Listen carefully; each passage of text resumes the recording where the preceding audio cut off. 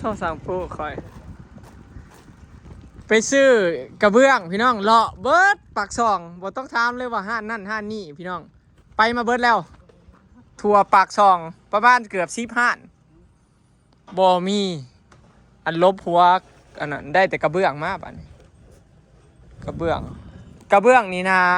แผ่นละ64 บาทรุ่นกาสร้างของดีของไทยแต่ลบนี่แผ่นละ100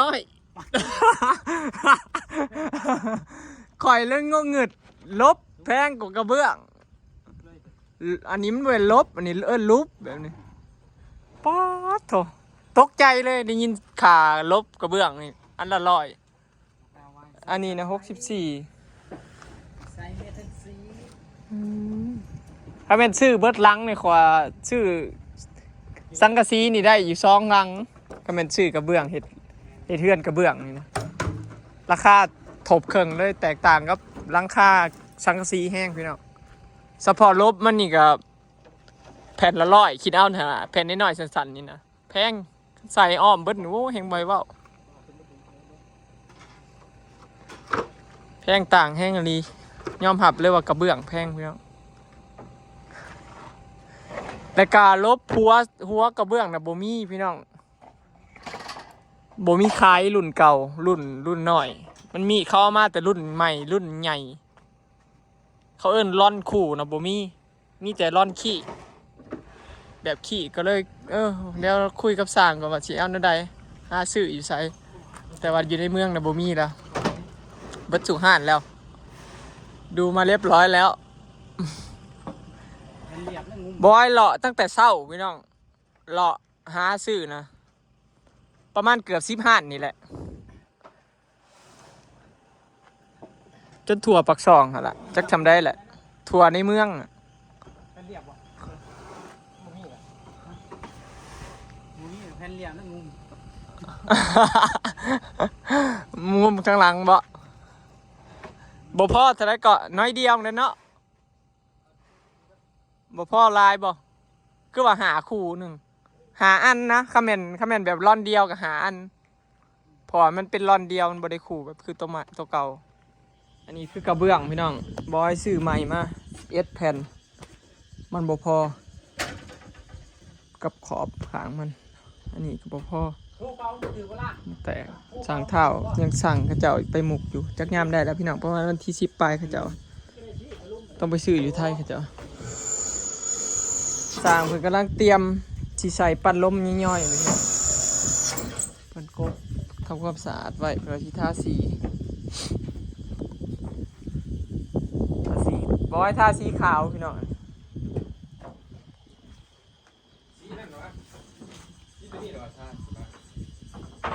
บอ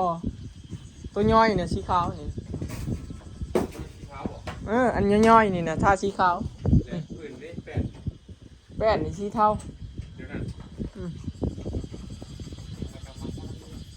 สร้างเท้าพี่น้องมอก็ได้ออกมาไปเลาะซื้อของอันใส่อันนะบ่ปั้นลมมันมี2 ชั้นแม่นบ่นี่หัวมันกับหัวมันน้อยๆแม่นบ่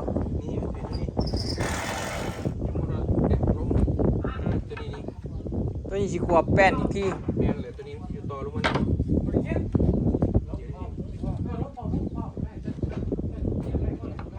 เพราะว่าไม่ตัวนั้นเป็นนายชิบหายใช้อันนี้แค่เดียวก็ได้อันนี้มัน18 ชิ้น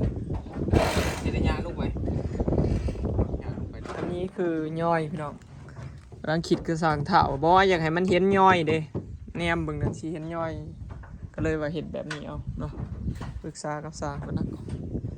แบบนี้อันนี้เลือกไผสิใส่แนวใดก็แล้วแต่ผู้มักพี่น้องบ่ให้ใส่แนวนี้ให้มันเห็นย่อยเด้นี่ให้มันเห็นย่อยมันลงมาในสายค่ามันเลยมันก็สิเป็นประมาณนี้พี่น้องคอยบ่ได้มาแปลงได้คอยบ่ได้ลบให้ลบนั่นแล้วมาแปลง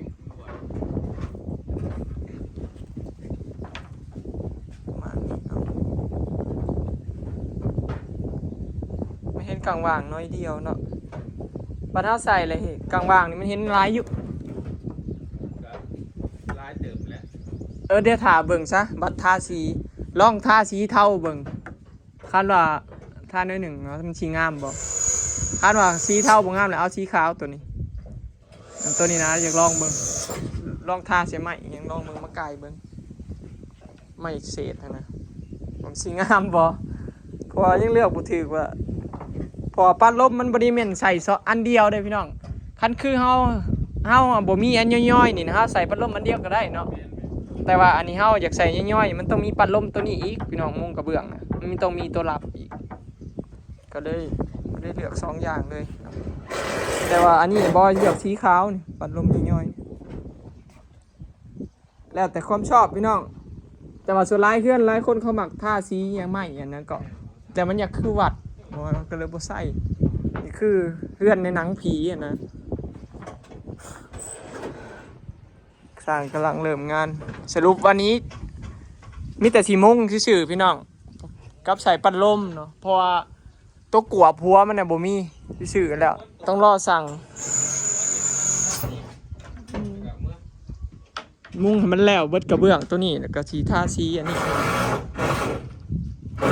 มื่นจังสีใส่เนาะประมาณนี้เนาะ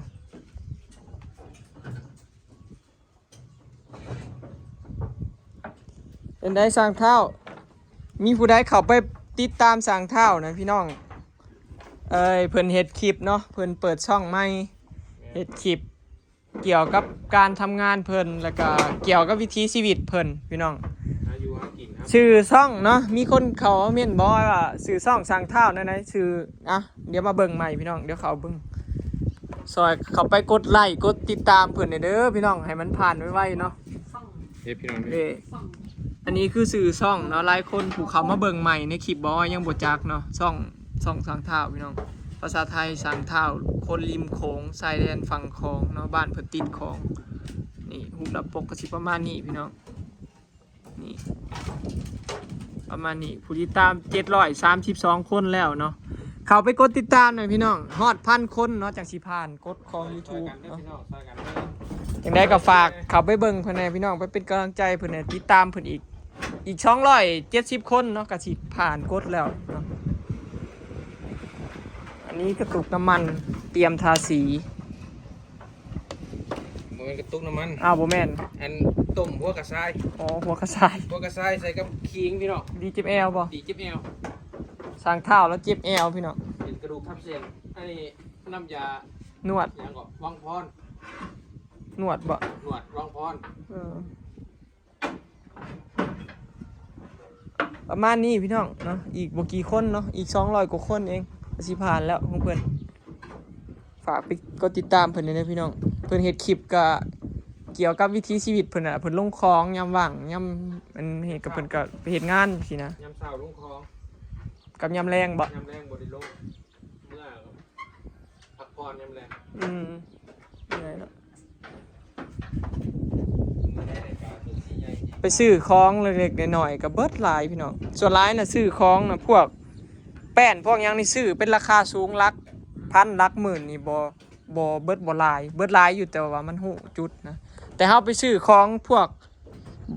วกเล็กๆน้อยๆนับตั้งแต่ใบคัดอันนั้นอันนี้นี่ที่เล็กๆน้อยๆนี่เบิดหลายแฮงพี่น้องแปรงทาสีกับน็อตเนิร์ดเนาะเบิดหลายพันเติบสั่งเท่าเกือบ3ซื้อไม่ของจอกๆแจกๆเฮาบ่ได้ไหลเด้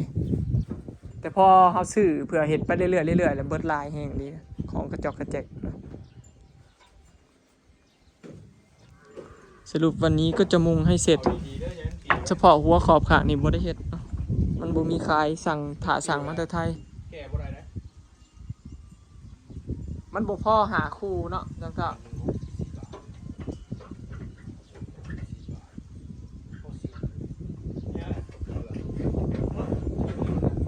พอซื้ออยู่ขอบมันที่บ่พอซื้อแค่ละ100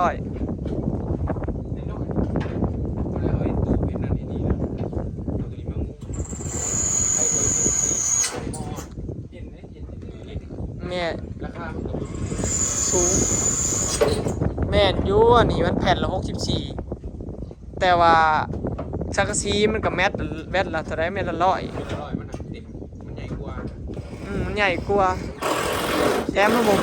ไล่แล้วกับพ่อปันกันแต่ว่าตัวนี้เป็นนักน้ำพวกขอบมันเด้กับตัวกวบมันน่ะแพงได้น่ะพวกลบแบบนี้น่ะแพงเอาสังกะสีลบเอาบ่คือเทียงหน้าเนาะแม่นเฮาก็กระเทียงทำตูบหน่อยเนาะแม่นเอาสังกะสีลบเอาเฮาบ่ได้งามก็ได้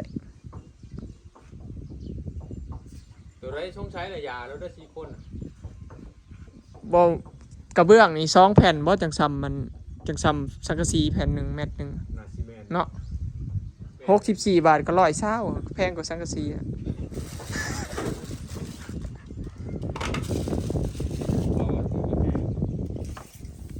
เอาเนี่ยมันคือมันถึงอะเนาะมันไหลเป็นแผ่นเลยแต่ว่าแผ่นหนึ่งมันบ่ได้กว้างเนาะ50บ่น่ะต้องได้ซื้อสังกะสี2 3สังกะสี2แผ่น 100 เช้าถึงแค่นึงถึงแม่นึง100 เช้าสังซีกับ100 เช้าสำคัญตัวนี้นะดีกว่า แม่นเย็นกว่าอีกเย็นสบายพี่น้องมามุงกระเบื้องนี่บ่ได้รู้สึกร้อนเลยเด้บ่ได้รู้สึกว่ามีหลังคาออกร้อนออกลนอากาศแบบเย็นเนาะต่างกันแบบกับสังกะสีรีบรับเลย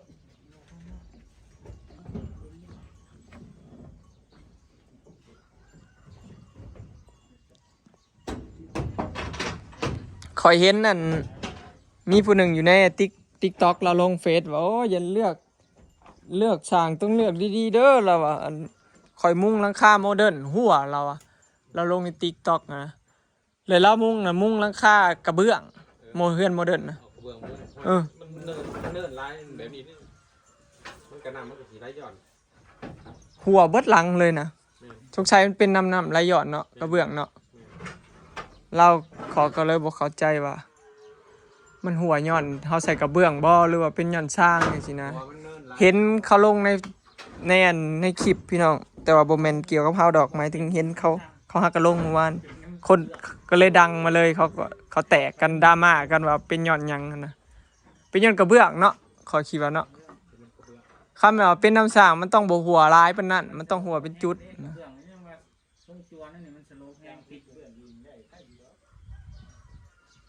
เขาก็ยังว่าเป็นน้ำกระเบื้องน้ำเด้ออะไรแบบผู้ลบนะร้องเป็นน้ำกระเบื้องเด้อผู้ลบเนาะก็แล้วระวังเป็นน้ำกระเบื้องได้งานแรกอีกเลยผู้มีประสบการณ์น่ะเคยมุ่งน่ะสร้างเท้าพี่น้องสร้างร้านนะฮะก็มุ่งนะเที่ยงเฮือนข่อยข้างแรกเราตอนแรกขึ้นไปขึ้นไปนั่งมุ้งน้ำกันน่ะเด้สั่งเท้ามือคอยถ่ายคลิปเป็นนั่นเด้สร้างร้านมาคอยก็ฮักก็เคยเห็นคืออ้าวลงไหมสร้างก็ฮักก็เคยเห็นคือกันบัดนี้ตายแล้วมุ้งกระเบื้องนี่สุดยอดพี่น้องเย็นสบายแห้งเลยคักเนาะเรื่องความเย็นนี่คักเลยได้เขาเป็นมุ้งเทียงหน้านี่เนาะคักเป็นความสั่งถ้าว่าเอากระเบื้องมุ้งเทียงหน้านี่เย็น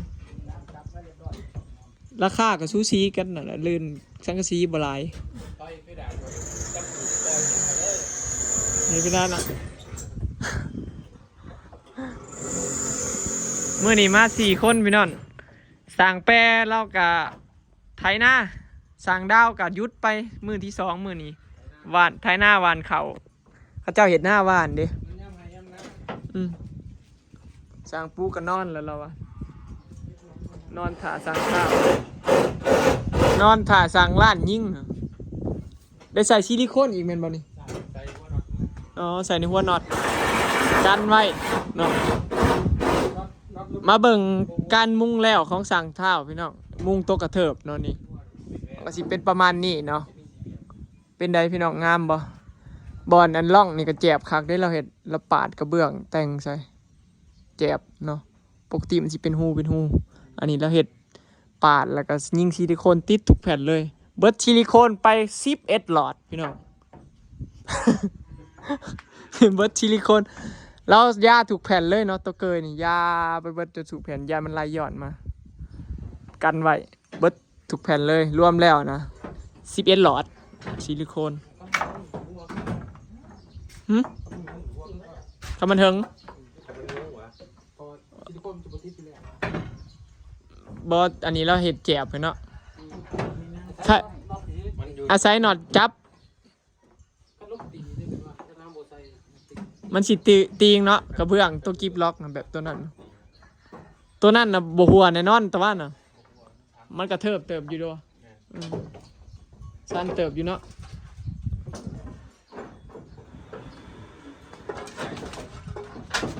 หัวกันนี่ยังไข่ได้คะแนนอยู่หัวบนนอน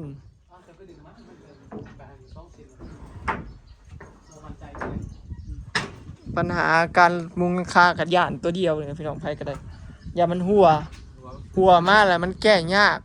คันเวลาเขามุงแล้วเขาขึ้นไปแก้นะมันยากบ่คือเขาบ่ทันมุงเลยเขาขึ้นไปตามส่องเลยเนาะเขามุงแล้วมันต้องได้ขึ้นทั้งขางทั้งกุ่นแล้วก็เวลามันหัวเนาะเขาใส่เพดานแล้วมันสิบ่หูเวลาใส่เพดานมันหัวใส่เพดานก็อยากรู้ ลบรุ่นนี้นะมันบวงอ้ามในส่วนมันท่านบอใส่ตกขอบหัวเลยมันเห็นเป็นกงปุ่ง เพราะว่าที่เสือมันมามันมาแล้วอยากมันมา ตัวครอบหัวมันก็ได้อันมันหัวมันกับหัวอันใหญ่นะ แบบนั้นมันลบกลางอ่ะ ตัวลบกลางมันนั่น มันเป็นอันใหญ่เลยนะ เป็นวงมนน่ะอันนั้นมันเป็นอันใหญ่ เดี๋ยวมันใช้ตัวนี้ก็ได้ แม่น มีแต่ข้าวปาดอันนี้ไปแล้วปาดใส่กัน หรือว่าจะตกสั่งมาพร้อมกับตัวนี้ ว่าปาด ปีทัวมันน่ะ ปาดข้าวปาด วันนั้นไม่ต้องจัดที่ว่า โอเคอยู่ซะอ๋อมันบ่มีแต่รุ่นใหม่เบิดรุ่นใหม่มันเป็นอันบล็อกใหญ่ ตัว เลย นี้กับของรุ่นใหม่นี่บริเวณของลบตัวนี้ของลบรุ่นใหม่ เนี่ย ลูกผู้ชุดลูก บุ้ยข้าวปาดใช่กันมันมีแต่ตัวทั้งลุ่มไม่ใช่อัด มีแต่ตัวทั้งรุ่มแม่น ลุ่มชุดไม่ใช่อัด กับหัวปิดน่ะก็มีแต่เป็นของรุ่นใหม่สิเป็นวงมนใหญ่เป็นกวบเลยนะมันมีแต่รุ่นใหม่เบิดเสมอใครแต่บอกกระเบื้องมันยังมีอยู่แบบ ชื่อว่าเอาตัวใหญ่มาใส่อัดตัวนี้ได้พี่ครับ จักบ่ได้เอามาลองเบิ่ง กลัวตัวนี้ใช่กันแล้ว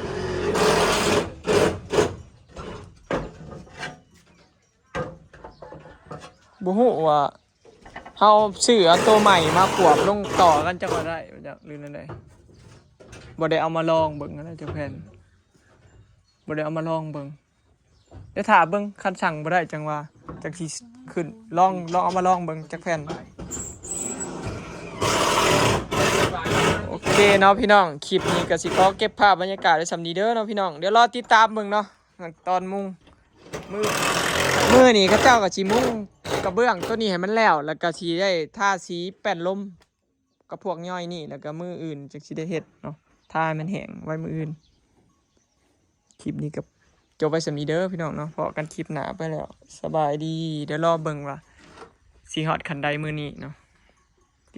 ฝากติดตามเป็นกำลังใจให้เด้อพี่น้องกับช่องใหม่สร้างเท้าเนาะ